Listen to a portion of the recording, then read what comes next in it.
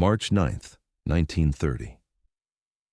The morning light filters through more than 200 windows, each one a different size, a different shape, casting irregular patterns across walls embedded with thousands of handmade tiles. In a bedroom on the upper floor of a 7-story concrete castle in Doylestown, Pennsylvania, a 73-year-old man named Henry Chapman Mercer takes his final breath. Around him, the walls of his extraordinary home tell stories in glazed ceramic, tales of Columbus discovering the New World, scenes from Dickens, biblical narratives, folklore from a dozen cultures. He dies surrounded by the physical manifestation of his obsessions in a structure he designed without blueprints, built without architects, constructed by unskilled laborers who had never before mixed concrete by hand. Fonthill Castle stands today as one of the most peculiar and fascinating structures in American architectural history. Beautiful, undeniably. A testament to human creativity and determination? Absolutely. But here's the contradiction that haunts every corridor and climbs every one of its 32 stairwells. This is a castle built entirely on one man's vision, constructed through sheer force of will by someone with no architectural training whatsoever, designed from the inside out with clay models instead of blueprints, assembled by day laborers paid less than $2 a shift. It is simultaneously a triumph of imagination and a monument to the peculiar privilege of wealth that allows a dream to become concrete reality. So the question that echoes through these maze-like halls is this: what does it mean to build a legacy that can only exist because of resources most people will never possess? Can a work of art transcend the circumstances of its creation? What is the true cost of turning obsession into architecture? Let's go back to the beginning. Stand before Fonthill Castle on a crisp autumn morning, and what you see defies every architectural convention of early 20th century America. This is not a Georgian mansion. This is not a Victorian estate. This is not even a faithful reproduction of any European castle. What Henry Mercer built between 1908 and 1912 is something altogether stranger. A concrete fever dream that pulls from Gothic cathedrals, medieval fortresses, Byzantine churches, and Spanish missions, then tosses them together into a structure that looks like it grew organically from the Pennsylvania hillside, rather than being constructed by human hands. The castle rises in irregular tiers and towers, its surface rough and textured, the color of aged stone but with the fingerprints of construction still visible in the concrete. 21 chimneys puncture the roofline at seemingly random intervals. Windows appear where windows have no business being, high up on walls, tucked into corners, some tiny and secretive, others expansive and commanding. 18 fireplaces warm the interior. 10 bathrooms, a stunning luxury for 1910. 44 rooms total, though room is perhaps too conventional a word for the spaces Mercer created. Some are soaring and cathedral-like. Others are intimate alcoves, barely large enough for a single person. 32 staircases connect them in ways that transform navigation into exploration, where reaching the same destination twice might require 2 entirely different routes. But it's when you step inside that the true scope of Mercer's vision reveals itself. Every surface, walls, floors, ceilings, is covered with tiles, not ordinary tiles. These are handcrafted Moravian tiles, each one pressed from wet clay, each design meticulously created, each telling a story. The ceiling of what Mercer called the Columbus Room depicts the discovery of the New World in intricate detail. The West Room ceiling illustrates scenes from Charles Dickens' The Pickwick Papers. In the Yellow Room, tiles replicate designs Mercer saw in a Spanish monastery. The Mexican Room contains a tile map of Mexico City and the coat of arms of Cortez. Biblical stories, folklore, animals, historical events, scientific instruments. The castle functions as a 3-dimensional encyclopedia rendered in ceramic. Mercer didn't just place tiles in his home. He embedded them into the very structure during construction, pressing them face down into sand before pouring the concrete, so that when the forms were removed and the sand washed away, the tiles remained permanently set in the ceilings, an integral part of the architecture itself. Between the tiles, he brushed varnish onto the concrete to create a golden glow. He added dry pigments to the cement to color certain sections. He even burned tar paper to create a thin film of soot, giving his brand-new concrete castle a patina of age. The castle contains built-in furniture, bookcases holding more than 6,000 books, benches, window seats, all formed from concrete and tile. Mercer pressed leaves, tools, and other objects into wet concrete throughout the structure, creating impressions that remain to this day. The paw prints of one of his dogs, Rollo, ascend the stairs to the terrace. In one ceiling, he inscribed the names of every person who worked on the construction in tile lettering, creating what he called a credit label for his home. For its time, Fonthill possessed remarkable modern conveniences. 2 dumbwaiters moved food from the kitchen to upper floors. An Otis freight elevator, installed during construction to carry materials, remained functional afterward. An intercom buzzer system allowed communication between rooms. 5 telephone lines connected the castle to the outside world. Central heating via radiators and duct systems kept the massive structure warm. Indoor plumbing throughout, electricity in every room. This was not a rustic retreat or a nostalgic recreation of medieval life. This was a man using cutting-edge technology to build a structure that looked ancient. From the outside, Fonthill appears as an organic accumulation of architectural elements, as if someone had been adding onto it for centuries. From the inside, it functions as both home and museum, private residence and public statement. Every room offers surprise. Every corridor promises discovery. The castle seems designed to be inexhaustible, to reward repeated visits with new details, hidden alcoves, unexpected views. It is immersive theater, experiential art, a building that insists you slow down and pay attention. This is the facade. This is what Mercer wanted the world to see, a testament to craftsmanship, history, and the permanence of concrete. But like all facades, it conceals the machinery that made it possible. The story of how Fonthill was actually built is, in many ways, more remarkable than the finished structure itself. Because Henry Mercer didn't just design an unusual building, he essentially invented a new method of construction, one that relied on improvisation, experimentation, and the labor of men who were learning as they worked. First, understand that Mercer had 0 architectural training. He was an archaeologist, an anthropologist, a collector, a tile maker, a scholar, but not an architect. When he decided to build his dream home in 1907, after inheriting money from his aunt, he didn't hire an architectural firm. He didn't consult established building practices. He didn't even create traditional blueprints. Instead, he made clay models. Mercer began by envisioning the interior rooms first, not the exterior, not the structure, but the spaces where he would live and display his collections. He sculpted these rooms in clay, creating miniature 3-dimensional models of each space. Then, he literally pushed these clay blocks together on a table, fitting them into a configuration that pleased him. Only after all 44 rooms had been modeled and assembled did he consider what the exterior would look like. The outside of Fonthill, in other words, is simply what resulted when Mercer connected all his interior spaces. This is architecture from the inside out. A plaster of Paris model and his sketches served as the construction plans. These weren't blueprints in any conventional sense. They were suggestions, starting points, ideas that evolved as work progressed. Mercer supervised construction personally, making decisions on site, adjusting as problems arose, essentially building and designing simultaneously.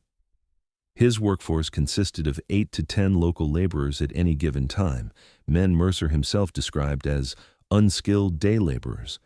They earned $1.75 per day, a modest wage even for 1908. Most had never worked with concrete before. They were learning on the job, taking direction from a man who was also learning on the job. The only exception was Jacob Frank, an employee from Mercer's Moravian Pottery and Tile Works, who was specifically charged with setting all the tiles in Fonthill. And then there was Lucy, a horse who was officially part of the work crew and received a daily wage. Lucy operated the lift that hoisted boxes of mixed concrete up to workers on the higher levels of the structure. No cement mixers were used. Every single batch of concrete was mixed by hand, 1 part Portland cement, 2.5 parts yellow sand, 5 parts crushed bluish trap rock from a quarry near Quakertown. Workers mixed it in the proportions Mercer specified, then carried it in boxes to Lucy's lift, which raised it to wherever it was needed. The entire castle, every wall, every ceiling, every floor, consists of hand-mixed, hand-carried, hand-poured concrete.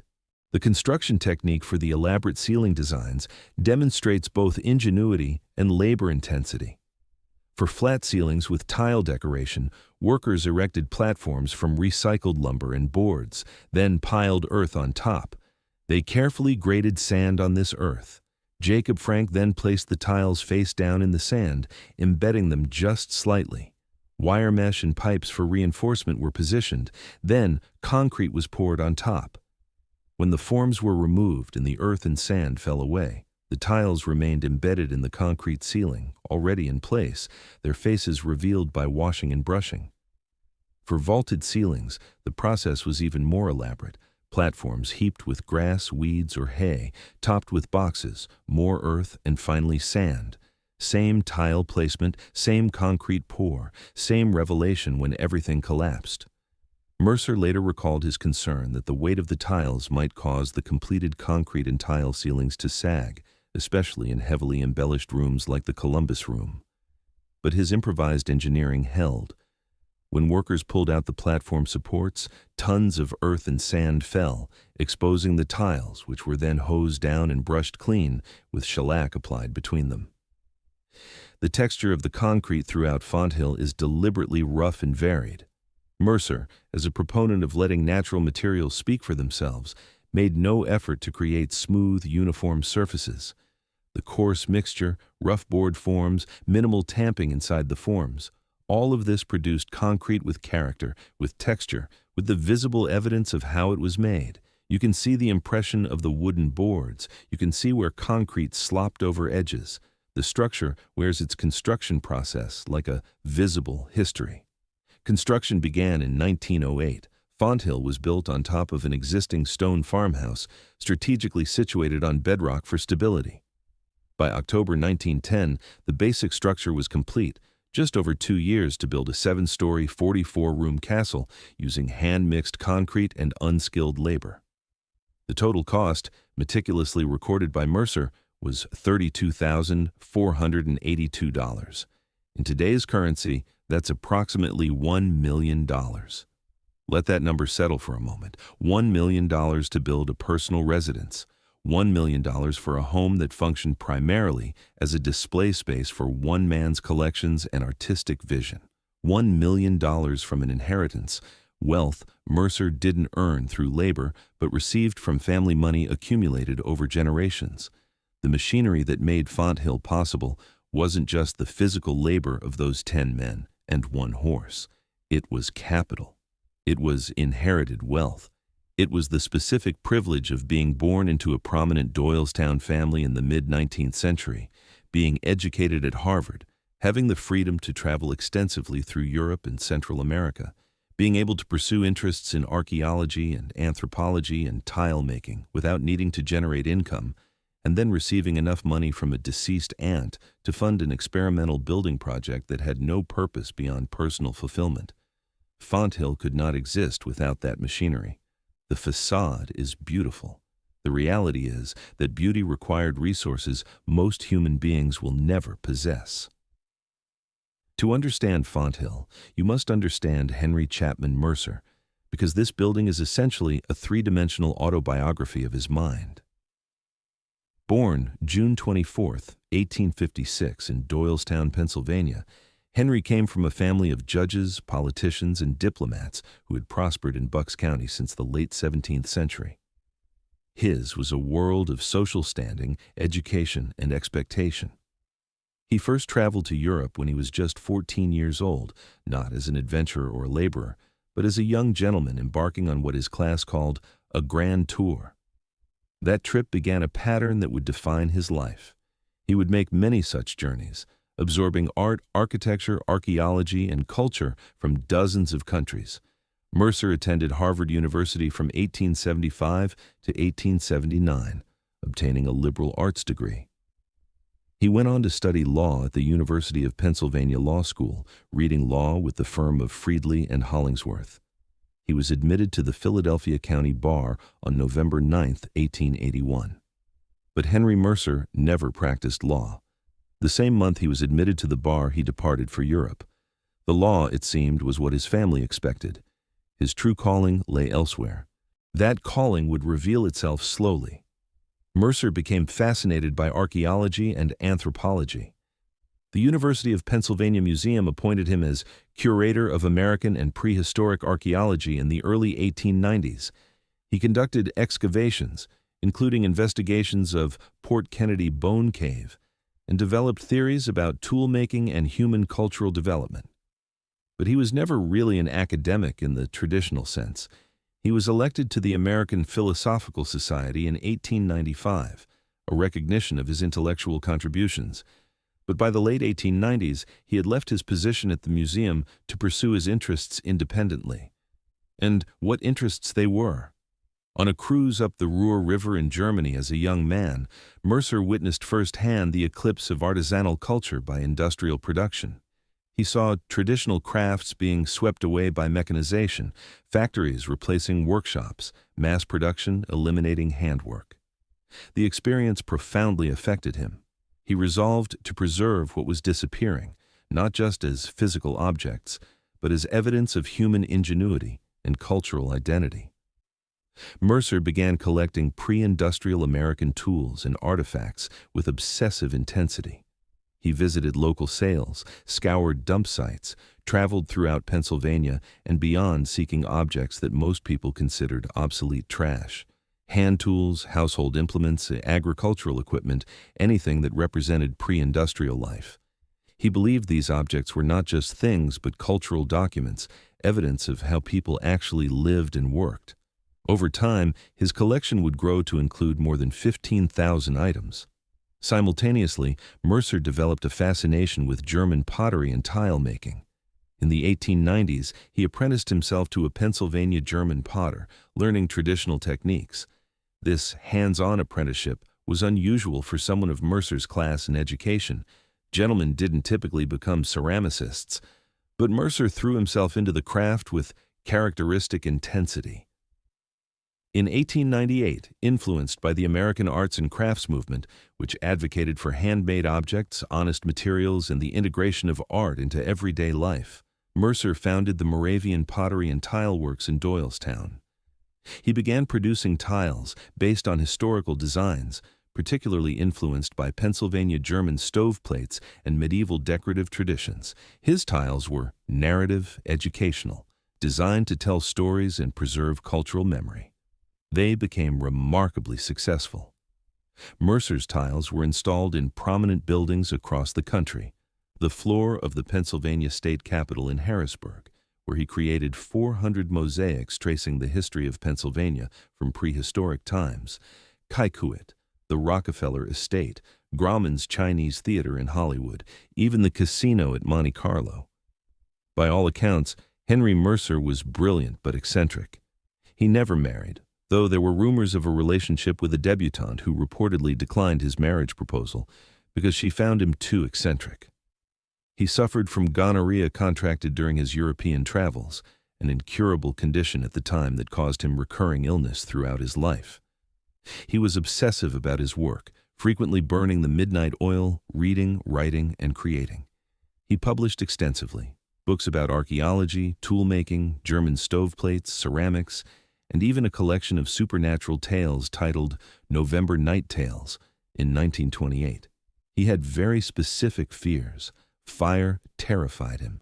His aunt's prized collection of medieval armor had been destroyed in the Great Boston Fire of 1872 when wooden structures burned. Mercer became obsessed with fireproof construction, which is why he chose concrete for all his buildings. And yet, despite fearing fire, he also respected and cherished it. Fire was a recurring theme in his tile work. He was complex, contradictory, a man who feared fire, yet lit a bonfire on Fonthill's roof to demonstrate its fireproof construction, a man who collected the past, yet embraced cutting-edge building technology, a man who revered handcraft, yet industrialized tile production. When Mercer decided to build Fonthill, he had been studying castles for 10 years. He consulted with engineers about building with concrete. This was before cement mixers were in general use, before reinforced concrete was standard, at a moment when concrete construction was still experimental.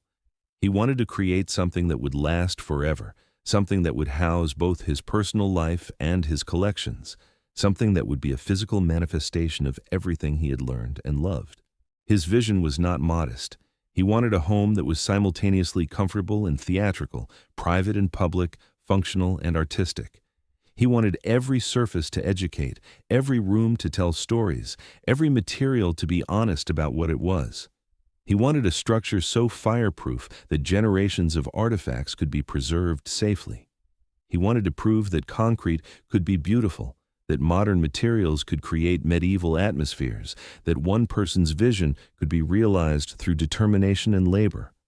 And crucially, he wanted to do it his way, without compromise, without professional architects telling him what was practical or conventional. Fonthill would be pure Mercer, his aesthetics, his theories, his obsessions made solid. The fragility of this vision, of course, was that it depended entirely on Mercer himself. It was not a design that could be replicated. It was not a building method that could be standardized. It was personal to the point of being almost autistic, a world built for one mind, by one mind, comprehensible fully only to that one mind. What happens to such a vision when the visionary dies? Henry Chapman Mercer died at Fonthill Castle on March 9, 1930, at the age of 73. He had been in poor health for years. In the final period of his life, he did something revealing about his character. He destroyed most of his personal records, letters, journals, diaries, anything that might reveal his inner emotional life, his private relationships, his personal struggles. He systematically eliminated before his death. What he left behind was a castle, a museum containing 40,000 artifacts and 6,000 books, 3 major concrete structures that would become national historic landmarks, a functioning tile works, and an enormous question: what now? Mercer never married. He had no children. His immediate family line was essentially extinct by the time of his death. His younger brother Willie's twin boys had died in infancy. His sister Layla had become an Austrian baroness, her lineage far removed from Doylestown. The great Mercer Chapman line, which had prospered in Bucks County for 2.5 centuries, was ending. But Mercer had made provisions. According to his will, he left Fonthill in trust to his housekeeper, Laura Swain, and her husband, Frank Swain. Frank Swain had been Mercer's archaeological assistant and manager of the tile works. The couple were given life rights to Fonthill. They could live there until Laura's death. Mercer's intention was clear. The castle would eventually become a museum, a public institution preserving his tiles, his collections, and his architectural vision. The Swains lived at Fonthill for 45 years after Mercer's death. Laura maintained the castle meticulously, occasionally giving tours, keeping Mercer's collections intact. When Frank died, Laura continued alone. She was not just a caretaker. She was a guardian of someone else's dream, spending decades preserving a space that was never really hers, that existed for purposes beyond domestic comfort. Laura Swain died in 1975, and with her death, the real crisis arrived. The question was not whether Fonthill had artistic or historical value. That was obvious. The question was whether it could survive as anything more than a curiosity, whether it could justify its own existence in practical terms. Because Fonthill, for all its beauty, is expensive. Concrete lasts, yes, but it requires maintenance. The roof systems need attention. The tiles, exposed to temperature fluctuations, can crack. The embedded artifacts need environmental control. The structure itself, built with experimental techniques by unskilled laborers, has idiosyncrasies that require specialized knowledge to address. Insurance, security, utilities, staff, all of it costs money. Money that a dead man's trust could not generate in perpetuity. The trustees of the Mercer Fonthill Museum, following Mercer's wishes and Laura Swain's death, made a critical decision. They determined that Fonthill should operate as a professional historic house museum. They contracted with the Bucks County Historical Society, the organization Mercer had helped found in 1880, to provide professional care and management. In 1990, the Bucks County Orphans Court made this arrangement permanent, appointing the trustees of the Bucks County Historical Society as the permanent trustees of the Mercer Fonthill Museum. This was the pivot. This was the adaptation that allowed Fonthill to survive. The castle opened to the public not as a private residence that occasionally allowed visitors, but as a full museum with structured tours, admission fees, regular hours, educational programming, and professional conservation standards.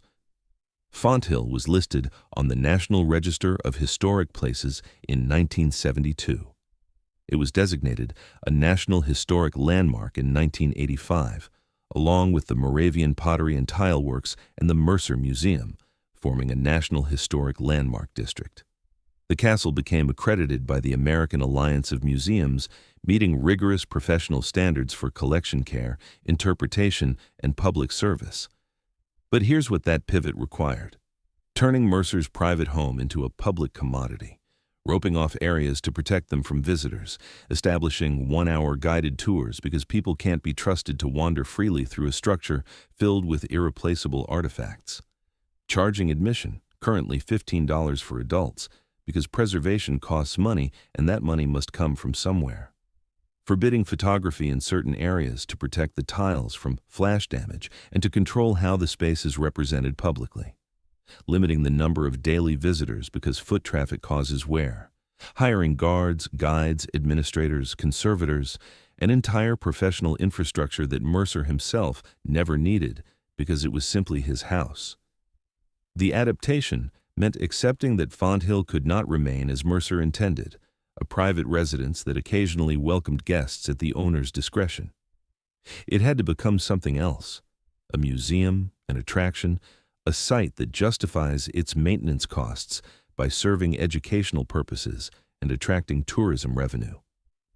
The dream of a personal castle where every detail reflected one man's vision became the reality of a public institution where every decision involves stakeholders, boards, preservation standards, visitor experience, and economic sustainability.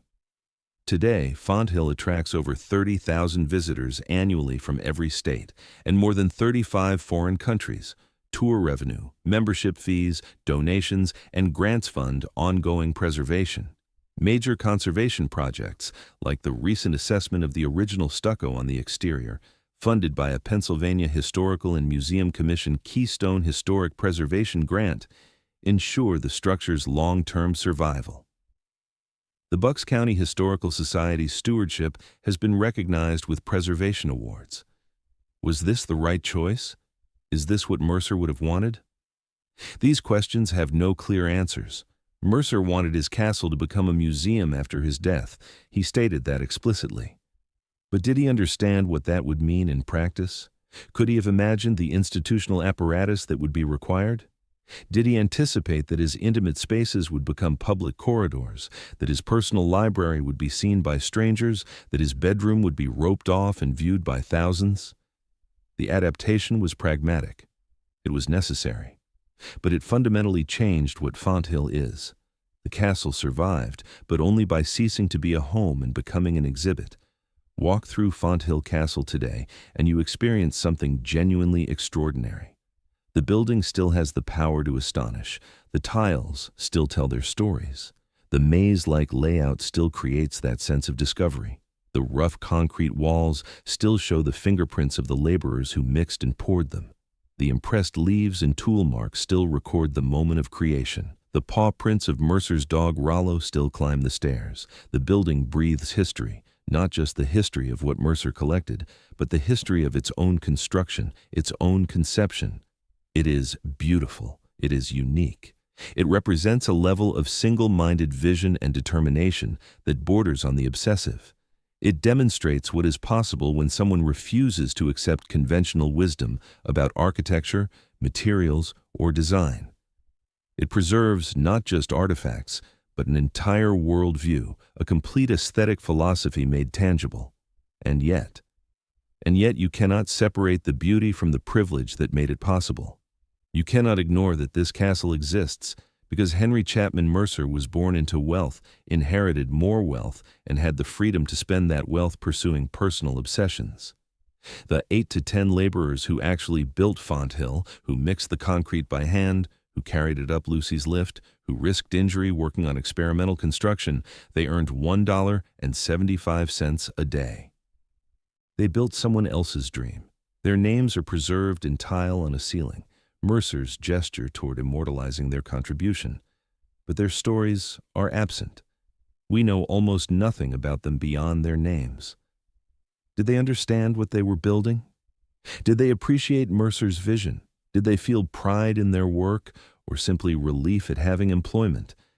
History doesn't record their perspectives. You also cannot ignore that the survival of Fonthill required adapting it into something Mercer never experienced.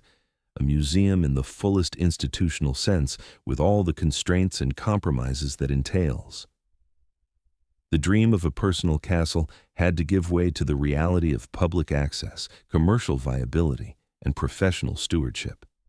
The building that Mercer designed to be inexhaustible and surprising now must be experienced on a 1-hour guided tour, the spontaneity of exploration replaced by structured interpretation.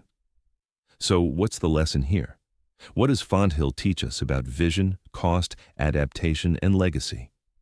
First, it teaches us that truly original visions often come from people willing to ignore conventional wisdom and expertise. Mercer had no business designing a building. He wasn't trained. He didn't know the rules. And precisely because he didn't know the rules, he created something no professionally trained architect of his era would have conceived.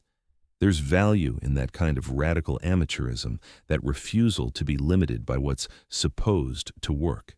Innovation often requires ignorance of why something is impossible. But second, it teaches us that turning vision into reality requires resources, not just money, though money is essential.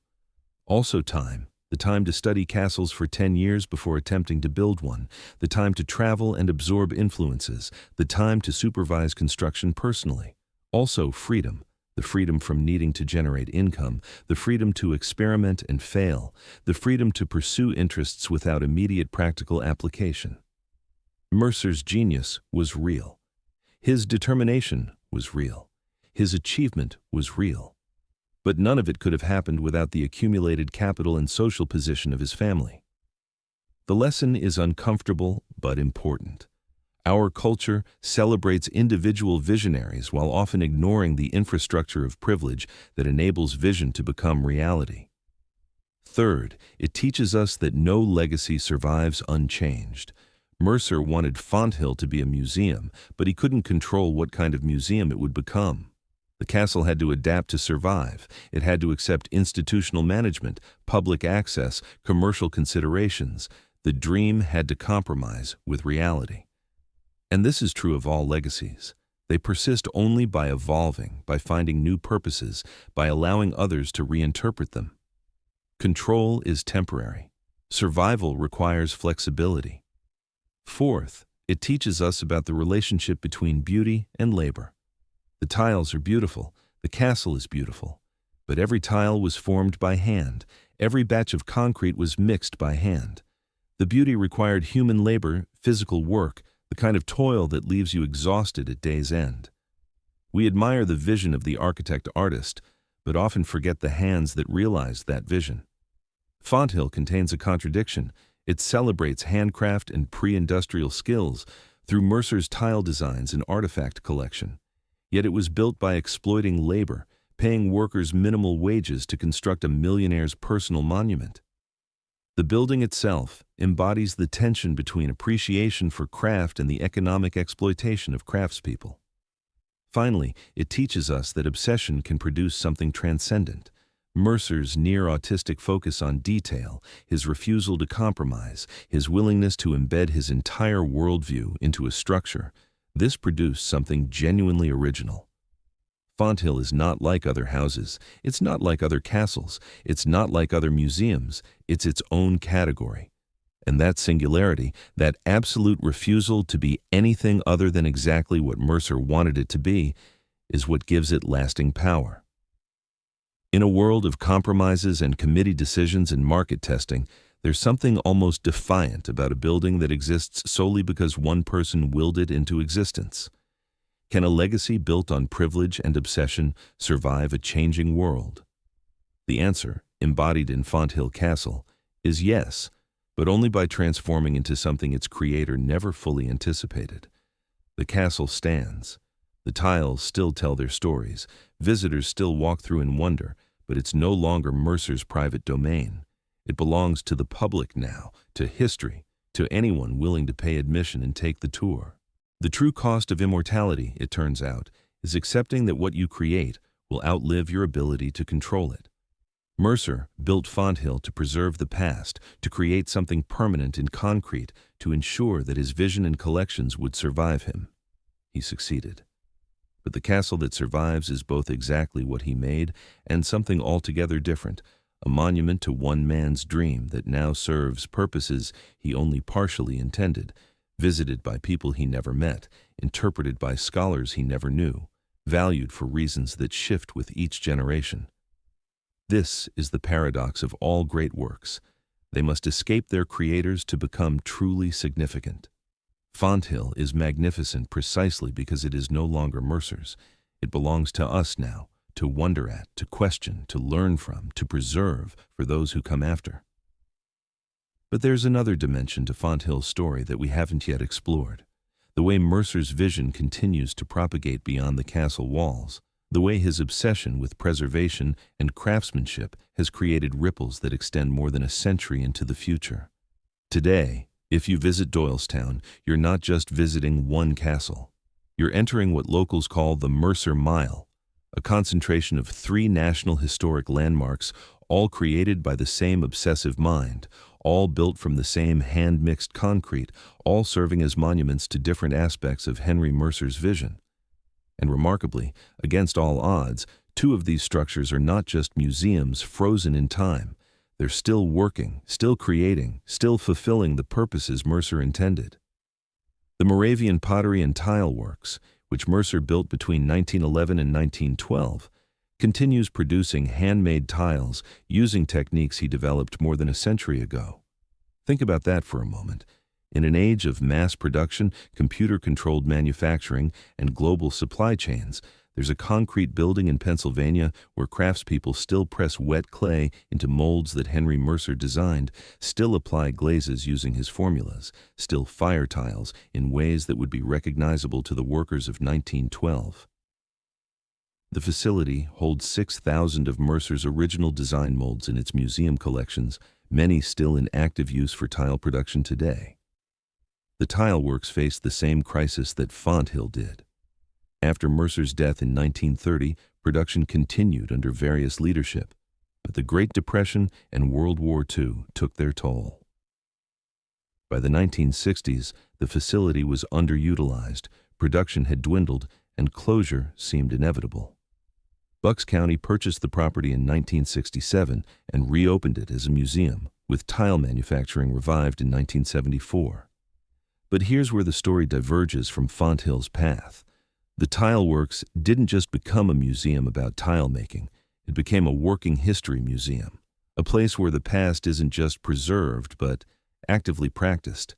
In April 2021, a non-profit organization called Tile Works of Bucks County, founded by former pottery manager Katia McGurk, assumed operations, revitalizing the site with a mission focused on education, community engagement, and sustainable practices.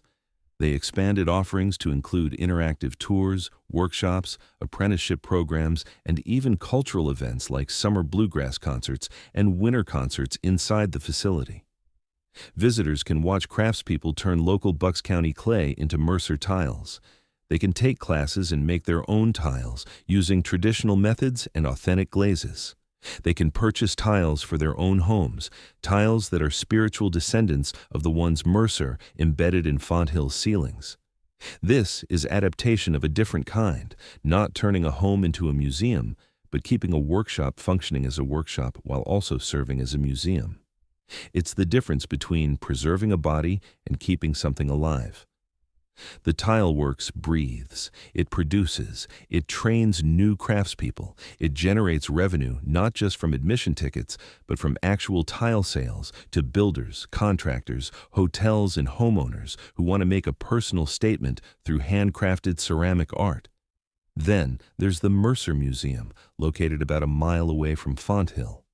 This is where Mercer's collection of pre-industrial American tools and artifacts found their permanent home, a 6-story concrete castle that Mercer built specifically to house his obsessive accumulation of human material culture.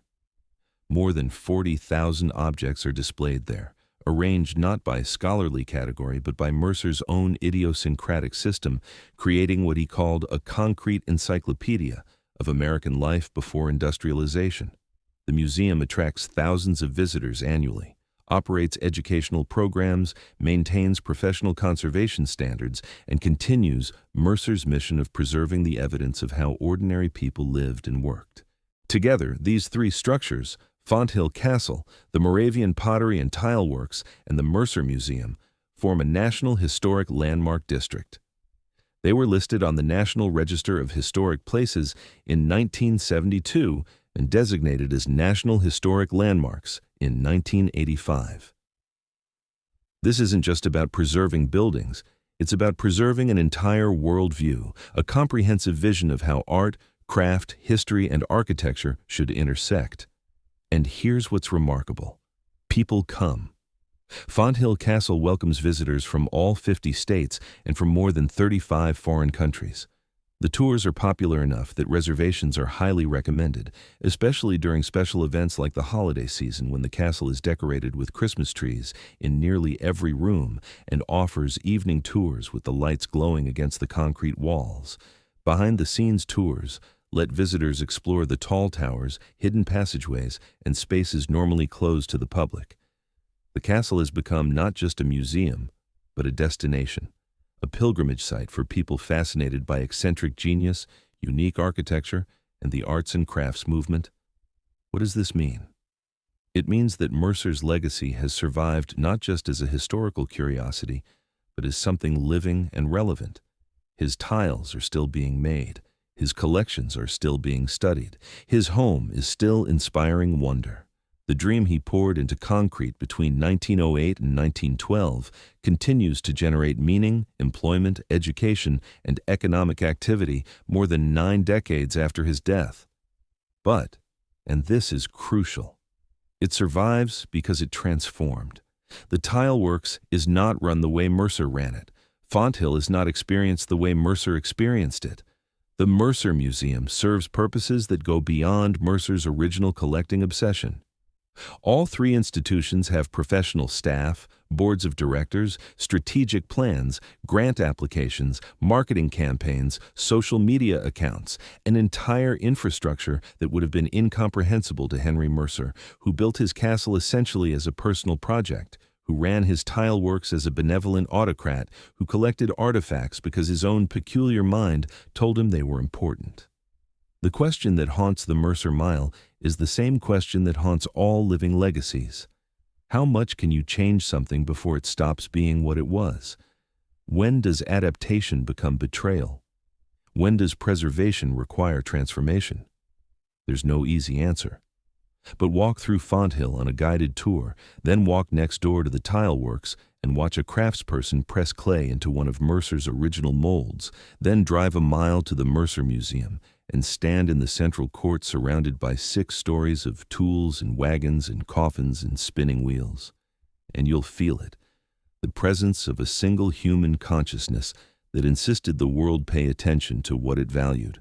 That consciousness is both present and absent, preserved and transformed, honored and reinterpreted. Mercer wanted immortality. He got it, but not on his terms.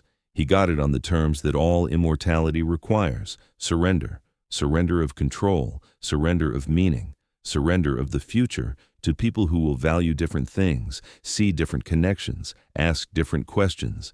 The tiles still tell stories. But now they tell stories Mercer never anticipated, stories about the privilege required to build a legacy, stories about the labor hidden beneath beauty, Stories about how dreams must compromise with reality to survive. Stories about the way the past can be simultaneously preserved and transformed, honored and questioned, celebrated and critiqued. Stand at the base of Fonthill Castle and look up at its irregular towers, its maze of windows, its rough concrete surfaces embedded with tiles and impressions, and the fossilized evidence of its own construction. What are you looking at? You're looking at one man's answer to mortality, Henry Chapman. Mercer knew he would die. He knew his body would fail, his mind would cease, his consciousness would extinguish. So he poured himself into concrete and ceramic, creating structures so solid, so fireproof, so permanent that they would outlast not just his body, but his era, his worldview, his entire civilization if necessary. And he succeeded. The concrete endures, the tiles remain, the structures stand. But here's what he couldn't control: the meaning. Every visitor who walks through Fonthill brings their own perspective, their own questions, their own judgments. Some see visionary genius, others see eccentric privilege. Some admire the craftsmanship, others question the labor exploitation. Some are inspired by the originality. Others are troubled by the solipsism of a man building a castle to house his own collections, while workers earned less than $2 a day. All of these perspectives are valid. All of them are incomplete. This is what happens when you build something designed to outlast you. It escapes your control, your narrative, your ability to defend or explain or contextualize. It becomes what others say it is. And maybe that's the most profound lesson Fonthill has to teach: that legacy is not something you control, but something you surrender to. You can build the structure, design every detail, embed your vision in concrete and tile. But you cannot determine what it means. You cannot control how future generations will interpret it, value it, use it, or criticize it. Mercer built Fonthill to preserve the past, to create a fireproof repository for cultural memory, to demonstrate that concrete could be beautiful and that handcraft could survive industrialization. But Fonthill now serves as a mirror, reflecting back to us our own questions about wealth, labor, vision, privilege, beauty, and the price of dreams. It asks us, what do we owe to the past? How much should we celebrate individual genius when that genius was enabled by inherited wealth? Can a work of art transcend the problematic circumstances of its creation?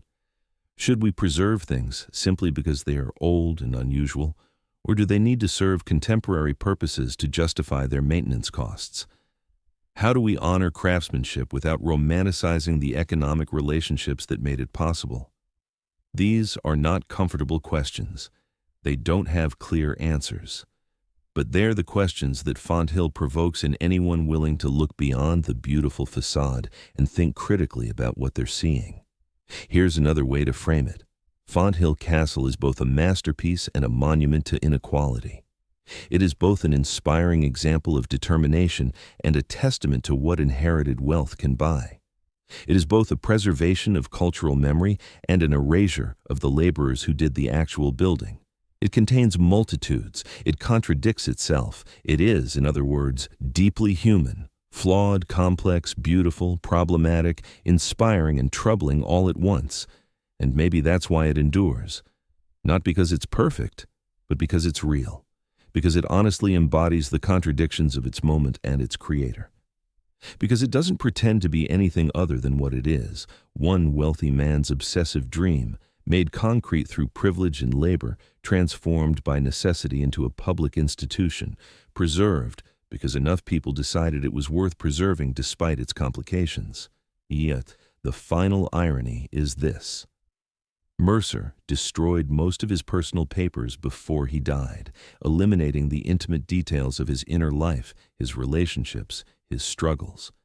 He wanted to be remembered for his work, not his person. He wanted his structures and collections to speak for themselves. And they do. But what they say is more complicated, more nuanced, and more challenging than Mercer probably intended. They say that dreams require resources, that vision requires privilege, that beauty requires labor, that permanence requires compromise, that legacy requires surrender, that the price of immortality is accepting that what you create will be interpreted, reinterpreted, and questioned long after you're gone, in ways you never anticipated and might not appreciate. They say that nothing survives unchanged. That adaptation is the price of persistence, that the dream must yield to reality, but in yielding, it can become something new, still valuable, still meaningful, but transformed. They say that we are all, every one of us, building something. Maybe not castles, maybe not monuments, but lives, relationships, work, ideas, things we hope will outlast us, matter to others, make a difference, and they remind us that what we build will be judged not just by our intentions, but by the entire context of its creation, the resources we had access to, the people we relied on, the prices others paid for our dreams. This is uncomfortable truth. This is the burden of creating anything meant to last. This is what Henry Chapman Mercer discovered, though he never lived to see the full implications, that building a legacy is easy compared to controlling what that legacy means. So what do we do with this knowledge? How do we approach structures like Fonthill Castle, beautiful but privileged, inspiring but problematic, visionary but exploitative? We approach them with complexity. We hold multiple truths simultaneously. We can admire the craftsmanship while acknowledging the labor exploitation. We can appreciate the vision while recognizing the privilege that enabled it. We can celebrate the preservation while questioning the narratives around it. We can value the beauty while examining the costs. This is what it means to think critically about history. Not to tear down everything problematic, but to see things clearly, fully, in all their contradictions. Fonthill Castle deserves to be preserved, but it also deserves to be questioned. It should inspire us, but it should also make us uncomfortable. It can be both a treasure and a cautionary tale. And perhaps most importantly, it should make us think about our own work, our own dreams, our own legacies.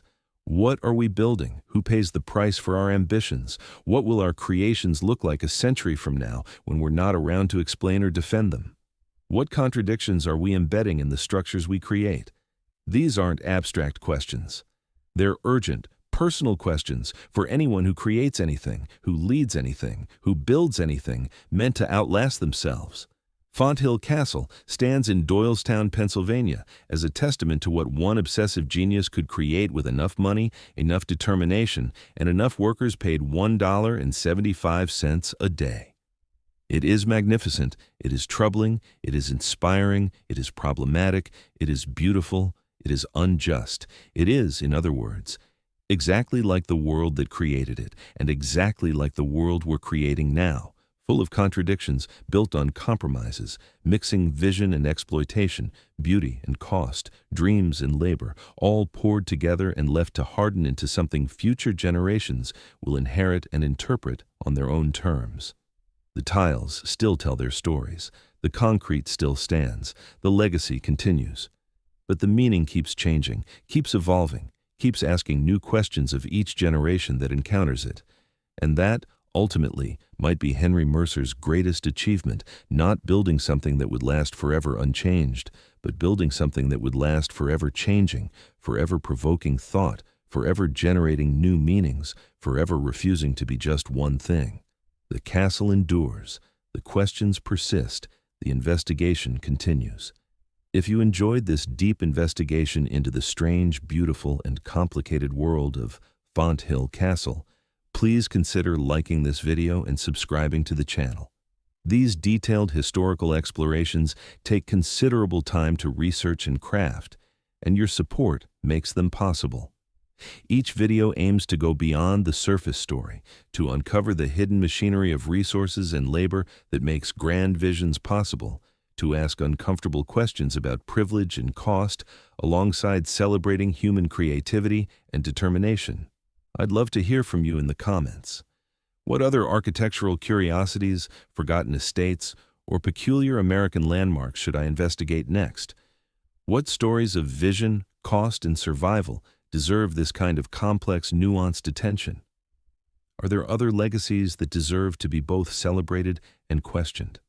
What structures in your area embody the contradictions between beauty and the resources required to create it? The world is filled with places that seem impossible, dreams that were somehow made real, legacies that persist in surprising ways. Each one has a story beyond the official narrative, a hidden truth beneath the beautiful facade. These are the stories I'm committed to telling, not simple stories of triumph or tragedy, but complex stories that honor both achievement and cost, that celebrate vision while acknowledging privilege, that preserve the past while questioning its narratives. Your engagement, your views, your comments, your shares, your thoughtful reflections determines what stories I can tell next. This channel exists because people like you want more than surface-level history, more than uncritical celebration, more than simplistic narratives. You want the full story, with all its complications and contradictions. And I'm committed to delivering that, investigation by investigation. Thank you for watching. Thank you for thinking critically about the relationship between vision and privilege, beauty and cost, dreams and labor, preservation and transformation. Thank you for being willing to hold multiple truths simultaneously, to appreciate something while also questioning it, to see both the achievement and the circumstances that made it possible. Thank you for joining me in this investigation of what it means to build something that outlasts you, and what it means when that something escapes your control and becomes part of history, subject to reinterpretation by every generation that encounters it. The next investigation awaits. I'll see you there.